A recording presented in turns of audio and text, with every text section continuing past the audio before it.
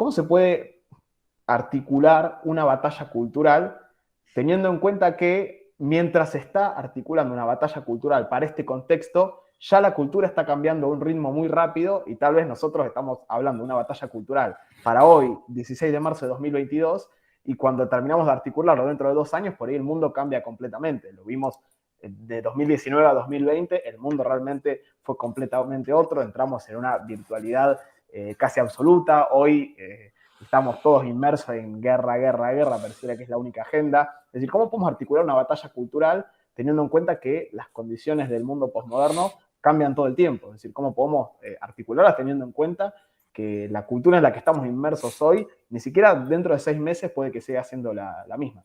No sé quién quiere empezar. ¿Querés empezar, Eric, ahora? Bueno, es una excelente pregunta. Algunas de las respuestas que da Agustín en este sentido, para la gente que más o menos se ubique, ya cuando está hablando de articular una nueva derecha, es el último capítulo, que a mi modo de ver, y que en esto coincido con Alejandro, que lo decía fuera del aire, insisto, es uno de los mejores capítulos. Él hace acá toda una distinción de lo que es izquierda-derecha, la vigencia de esa diada, eh, para después transitar un poco en las falencias que ha tenido la derecha en cuanto a la batalla cultural y en la formación de una nueva derecha, que es con lo que más o menos cierra el libro. Y bueno, y un poco justamente intenta responder esto que vos estás preguntando, no a esta pregunta tan específica en torno a cómo hacemos frente a estos cambios, digamos, lo que Agustín acaba de hablar es sobre cómo articular una nueva derecha, bueno, entre las diferentes derechas que ni siquiera hoy en día muchos se reconocen como tales. Sobre tu pregunta específica,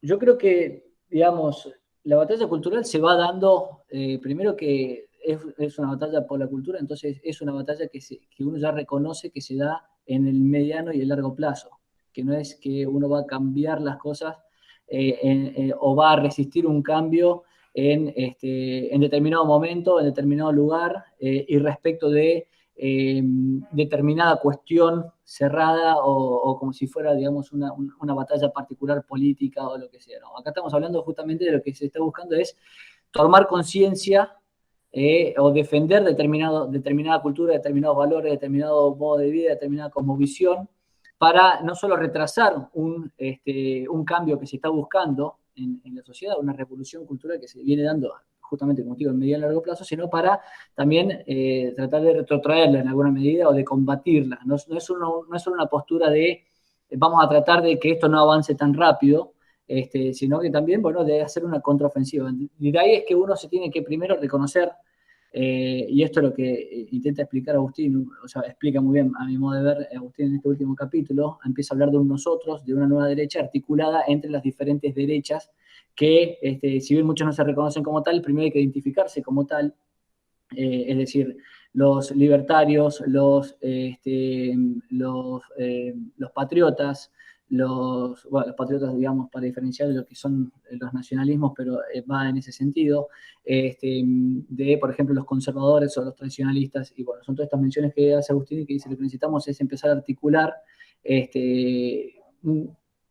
como lo ha entendido la izquierda, y él explica muy bien todo el proceso que hace la izquierda. Acá, por eso, como decía Ale, no me quiero ir por las ramas, pero hay que tratar de leerlo con paciencia el libro y leerlo completo. No es que uno va a poder, a mi modo de ver, entender a la perfección el capítulo 6, que habla sobre cómo generar la derecha, si no ha leído los capítulos anteriores, porque por eso decía que en el primer capítulo habla sobre qué se está dando, qué es la batalla cultural, pero después hace todo un recorrido que es increíble, es muy bueno sobre cuáles son, digamos, sobre la modernidad, sobre la modernidad, para ponernos en este escenario posmoderno y para, además, después hay un capítulo que a mí me parece fantástico, que creo que es el que a Agustín más le gustó escribir y que él considera que a la gente más le va a gustar, que es el capítulo 5, sobre todos los medios que tenemos hoy en día.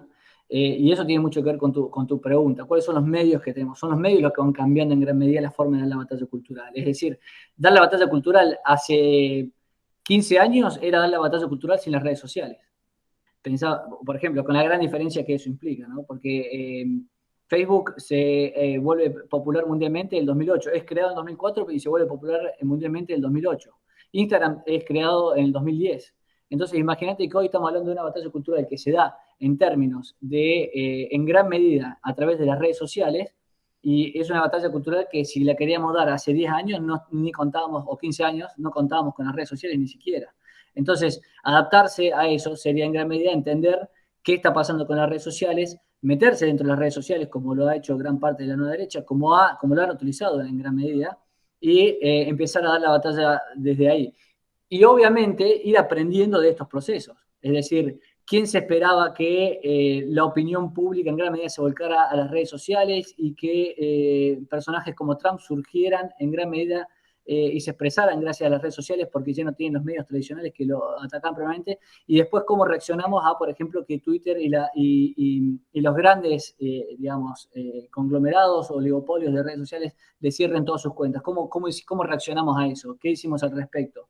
Y eso la verdad que se está debatiendo y se va aprendiendo permanentemente. Pero para dar toda esa batalla, lo primordial es, bueno, identificarse dentro de esa batalla y luego empecinarse en darla. Y después sí, como te digo, insisto, van a estar estos cambios permanentemente. Mañana va a surgir otra nueva red social o otra nueva tecnología. Pasado va a surgir el metaverso y habrá que meterse a dar la batalla cultural en lo que sea que vaya a ser el metaverso, adaptarse a esas nuevas tecnologías y dar la batalla ahí. Entonces, yo creo que lo más importante acá es tomar conciencia de que hay que dar la batalla y identificarse como esta nueva derecha, que es lo que pretende Agustín, para justamente poder definirse dentro de la misma. Ale, ¿necesitas que repita? Sí, perdón que fue un poco... No, es una pregunta muy complicada, lo que uno podría mencionar intentando abordarla de alguna forma es la cultura en principio se entendía como algo dado, como algo natural, es decir, precisamente los cambios eran demasiado lentos, pero hay un momento en la historia en el cual el hombre descubre que puede crear la cultura, ¿no? Y así como puede crearla, puede destruirla. Y como nos hemos dado cuenta, cada vez la cultura juega un papel todavía más relevante en todos estos cambios. Una cita muy interesante de Agustín también para explicar esto es, la cultura ya no es un árbol con raíces, ¿cierto? Sino es un rizoma que vive en el más absoluto desorden, como les gustaba expresarlo a los filósofos posmodernos como Deleuze y Guattari, ¿no? Esa es la estructura jerárquica, arborescente, ¿no? Con raíces, fija, etcétera, pues da paso a una estructura que es como la de una red, ¿no? Rizomática. Dice que la cultura se convierte en parte en algo como eso y una batalla cultural se da en dos sentidos, tanto para promocionar un cambio como efectivamente para considerar que, digamos, esos cambios pueden ser peligrosos para la sociedad o mantener de alguna forma un orden estable. Sin embargo, yo creo que de este lado, del lado de la derecha, hay unas ideas que son consideradas válidas, inmutables, eternas, lo bueno, lo correcto, no tiene temporalidad, lo bello, igual.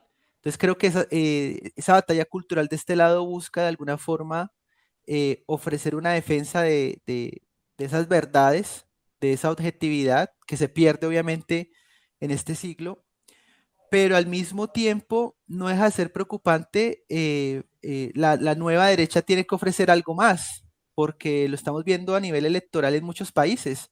Si lo único que tú ofreces es frenar lo que están haciendo o mantener las cosas como están, pues seguramente no vas a generar, digamos, un atractivo para los jóvenes o un atractivo para las personas que quieren un cambio. Hoy mucho de eso que estamos viendo tiene que sustentarse en esas verdades, pero tiene que ofrecer un cambio también, ¿no? O sea, mejorar algunos aspectos, equilibrar algunos aspectos, pero haces una pregunta complicadísima que hay que hacerles al autor.